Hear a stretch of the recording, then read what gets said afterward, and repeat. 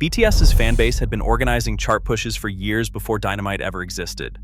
Streaming projects, sales pushes, social engagement campaigns. ARMY had a playbook for all of it by 2020. Radio was different. You can't stream a song into rotation.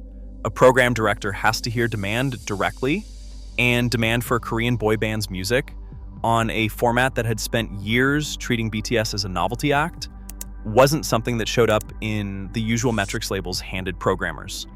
This is really a story about BTS radio airplay in the US and about how a fan campaign helped write it, working alongside a program director's own judgment rather than in place of it. So, ahead of Dynamite's release, ARMY built out a plan specifically for radio, one that had almost nothing to do with the streams and downloads that would eventually help push the song toward the top of the charts.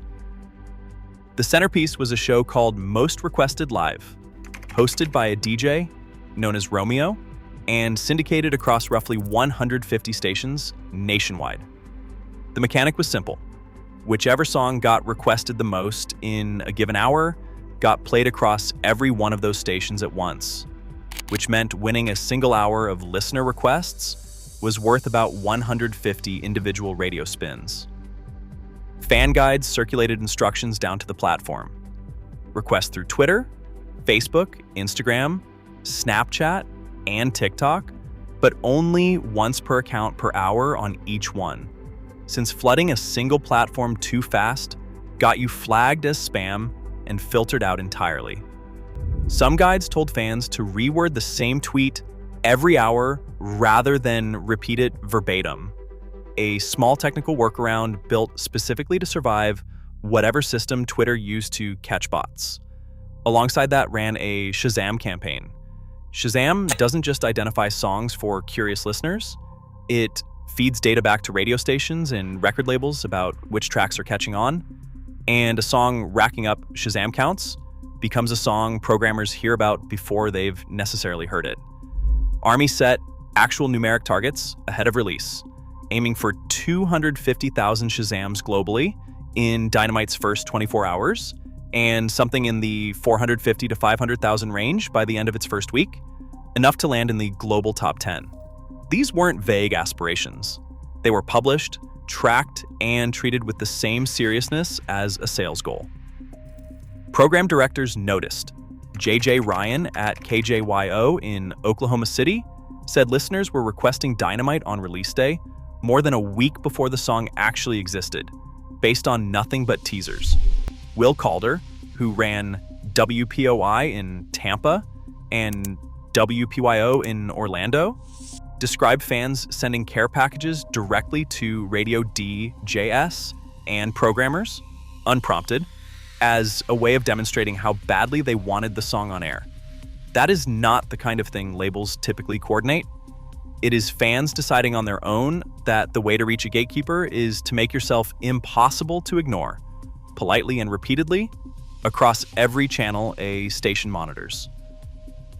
Alex Waters, who hosted afternoons on VHT in Norfolk, put the dynamic into words better than most. He said he almost thought Dynamite was written for the programmers and personalities themselves, not just the audience, because BTS finally seemed to be speaking radio's language rather than asking radio to meet them halfway. And he made an observation that cuts against the assumption that fan campaigns are what wins over a skeptical industry. He thought ARMY probably didn't have to work as hard this time as they had in the past. The song itself was doing more of the labor. A weaker single would have needed the full weight of the Shazam targets and the most requested live pushes just to get a foothold. And instead, those campaigns were running alongside a record that program directors were already inclined to add. That's the harder truth sitting underneath this story. Fan campaigns can put a song in front of a programmer, get it requested, get it Shazammed into visibility, but they can't make a station keep playing something the audience doesn't respond to once the novelty of the request wears off. Waters kept spinning Dynamite roughly 10 to 15 times in its first week, and then moved it into his station's Power New category, a tier that allows around 50 plays a week, which isn't a decision driven by fan pressure. It is a decision driven by a program director watching how his own listeners reacted once the song was actually on the air.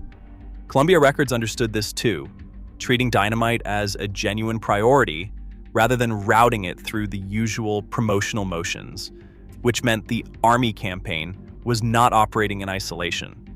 It was one input among several, running at the same time as a full label push and a song built deliberately to work on American radio's own terms.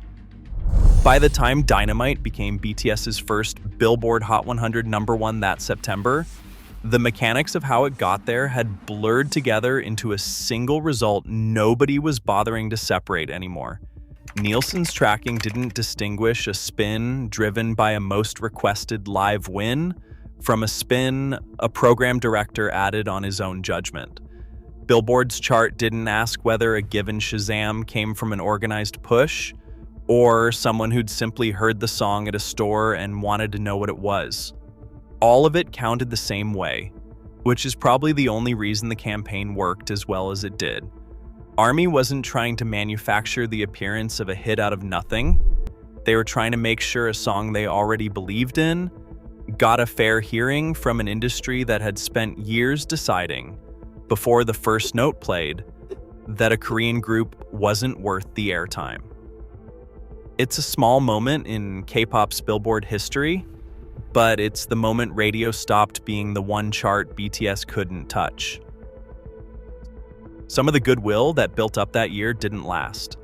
2 years later, an iHeartRadio host would publicly call ARMY's requests annoying and vow to resist playing a BTS collaboration out of spite, before apologizing once the backlash caught up with him. A reminder that the truce between fanbase and gatekeeper was never permanent or universal. But in the specific window around Dynamite's release, the system held.